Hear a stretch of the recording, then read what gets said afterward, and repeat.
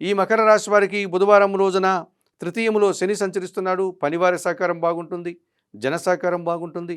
వ్యవసాయ రంగంలో పనిచేసే రైతులకు మంచి ఆదాయాలు వచ్చేటువంటి సూచన కనిపిస్తుంది. సప్తమంలో గురువు సంచరించడం వల్ల జన సంబంధాలు పెరుగుతాయి. పెద్దల సహకారంతో కొన్ని కార్యక్రమాలు నిర్వహిస్తారు. విద్యారంగంలో మంచి ఫలితాలను అందుకుంటారు. సమాజంలో గౌరవ మర్యాదలకు కూడా అవకాశం ఉంది. లాభంలో రవి సంచారం వల్ల అధికారుల అండదండలు పుష్కలంగా లభిస్తుంది. అనుకోకుండా పదోన్నతులు కానీ నూతన ఉద్యోగాలు కానీ అందుకుంటారు. తండ్రి నుంచి కూడా ఆస్తిపాస్తులు లభించే సూచన కనిపిస్తుంది. దశములో బుధ సంచారం వల్ల వ్యాపార అభివృద్ధి బాగుంది. పోటీ ప్రపంచంలో మీదినటువంటి శైలిలో విజయాలను సాధిస్తారు. ఆర్థికంగా బలపడతారు.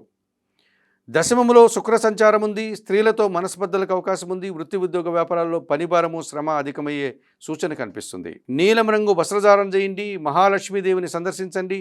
మహాలక్ష్మి అష్టకం చదువుకోండి. అలసందలు అనగా బొబ్బర్లను ఈరోజు పేదవారికి దానం చేయడం వల్ల సంతోషంగా ప్రశాంతంగా ఉండగలుగుతారు.